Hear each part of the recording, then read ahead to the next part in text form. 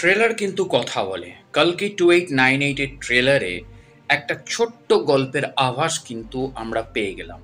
যে গল্পের আভাস থেকে আমরা এটা ধরতে পারছি যে দীপিকা পাড়ুকোনের চরিত্রটা এখানে কিন্তু একটা প্রোগ্রামিং ক্যারেক্টার, অর্থাৎ সাউন্ড লাইক সুমতি, অর্থাৎ সাম 80। এই সাম 80-র গর্ভে কিন্তু জন্ম নিচ্ছে কল্কি। তো এক্স্যাক্টলি উল্টো দিকে দাঁড়িয়ে রয়েছে অসুর কলি, এবং এই অসুর কলি কিন্তু এখানে কমপ্লেক্স, এবং এই কমপ্লেক্স কিন্তু এই ক্যারেক্টারটাই করছে শাশ্বত চট্টোপাধ্যায়। এই সাম 80-র গর্ভে যে কল্কির জন্ম হতে চলেছে 2898, অর্থাৎ কলিযুগের একদম শেষ বছর, যেটা কল্কি 2898 এই কারণেই সিনেমার নাম হয়েছে। কলিযুগের একদম শেষ বছর, এই শেষ বছরে সাম 80-র গর্ভে কল্কির কল্কির জন্ম হতে চলেছে, কল্কি অবতারের জন্ম হতে চলেছে। এবং সেটা কমপ্লেক্স, অর্থাৎ অসুর কলি, এখানে যেটা শাশ্বত চট্টোপাধ্যায় যে রোলটা করছে, অসুর কলি কমপ্লেক্স, সে কিন্তু জেনে যাচ্ছে। সে তখন ভৈরবা, অর্থাৎ এই যে প্রভাসের যে চরিত্রটা, যেটা ভৈরবা কিন্তু শিবের অবতার, সে কিন্তু বিষ্ণুর অবতার নয়। ফলে কল্কি কিন্তু এখানে প্রভাস নয়, এটা আমরা কনফার্ম। তো সেই জায়গা থেকে দাঁড়িয়ে ভৈরবা কিন্তু ছুটছে সাম 80-কে আনতে, কারণ সাম 80-র এগেনস্টে কমপ্লেক্স, অর্থাৎ অসুর কলি এবং তার দলবলরা একটা জেহাদ ঘোষণা করেছে, এবং তারা কিন্তু ওখান থেকে সাম 80-র গর্ভে কল্কিকে মেরে তারা কিন্তু নিজেদের আধিপত্য বজায় রাখার চেষ্টা করছে।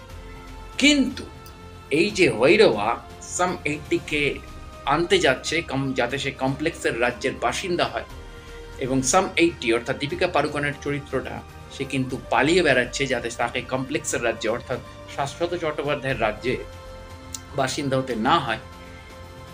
সেই জায়গায় প্রভাস, কমপ্লেক্স অর্থাৎ ভৈরবা, কমপ্লেক্স, এদের সবার এগেনস্টে দীপিকা পাড়ুকোনের চরিত্র অর্থাৎ সাম 80, সাউন্ড লাইক সুমতি চরিত্রটাকে গার্ড করছে কিন্তু যুগ প্রাচীন যোদ্ধা অশ্বত্থামা, যে চরিত্রটা এখানে অমিতাভ বচ্চন নিজে প্লে করছে।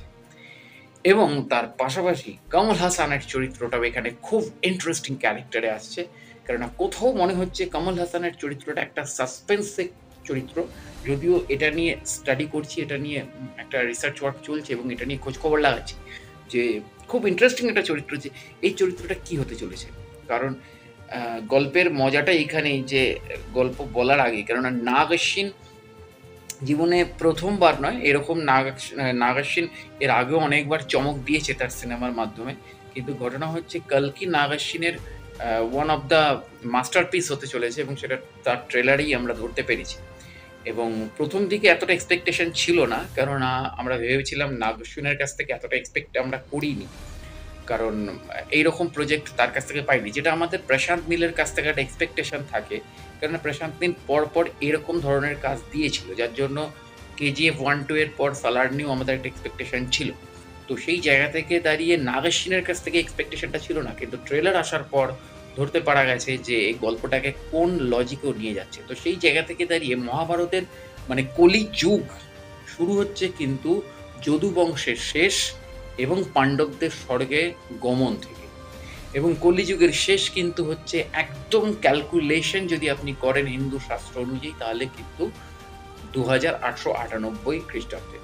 তো এক্স্যাক্টলি 2898 এই বছরেই কিন্তু কল্কিকে জন্ম নিতে হবে। সেই সময় কিন্তু আমরা কেউই বেঁচে থাকবো না, এটা আমরা জানিও না কি হতে চলেছে, কিন্তু এই সময় যে জায়গা থেকে দাঁড়িয়ে গল্পটাকে প্রেজেন্ট করা হচ্ছে, সেই নিরিখে এখানে কিন্তু অমিতাভ বচ্চনের ক্যারেক্টারটা, অশ্বত্থামার ক্যারেক্টার, প্রথম দিকে প্রভাসের চরিত্রটা গ্রে চরিত্র, অর্থাৎ পুরোপুরি প্রভাস কিন্তু কমপ্লেক্স রাজা কমপ্লেক্সের হয়ে কাজ করছে, অর্থাৎ কলি হয়ে কলির হয়ে কাজ করছে।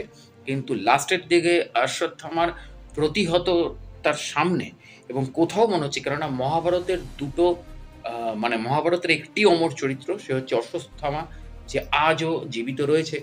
এছাড়াও আরও অনেকগুলো অমর চরিত্রের মধ্যে যেমন হনুমানজি রয়েছে, বজরংবলী রয়েছে, যিনি রামায়ণ থেকে অমর হয়ে রয়েছেন, এবং এগুলো হিন্দু শাস্ত্রের অমর চরিত্র আর কি।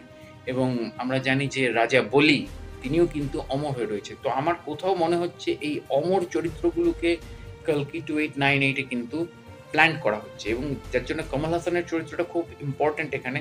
কারণ এটাকে রিভিল করা যাচ্ছে না। এর সাথে, সাথে ব্রহ্মানন্দের চরিত্রটাও খুব ইম্পোর্টেন্ট। কেননা কোথাও মনে হচ্ছে হনুমানজি বা রাজা বলি মানে প্রত্যেকটা অমর চরিত্রকেই কিন্তু লাস্টে অশ্বত্থামা অর্থাৎ অমিতাভ বচ্চনের ক্যারেক্টারের পাশে একটা বলিয়ান হিসেবে দাঁড় করাবার চেষ্টা নাগ অশ্বিন করবে। কেননা এখানে নাগ অশ্বিনের চ্যালেঞ্জ কিন্তু অয়ন মুখোপাধ্যায়ের সাথে। কারণ অয়ন মুখোপাধ্যায়ের ব্রহ্মাস্ত্র একই প্যাটার্নেরই ছিল প্রায়। কিন্তু নাগ অশ্বিন কি করেছে সেখান থেকে গল্পটাকে একটুখানি এনলার্জ করে কল্কি চরিত্রটা ঢুকিয়ে দিয়েছে। এবং কালকি 2898 নিয়ে আরও আপডেট নিয়ে আসছি অবশ্যই এই চ্যানেলের সাথে। জুড়ে থাকুন, চ্যানেলটি সাবস্ক্রাইব করে বেল আইকনের অল নোটিফিকেশনটি অন করে জুড়ে থাকুন। দেখা হচ্ছে পরের ভিডিওতে। নমস্কার।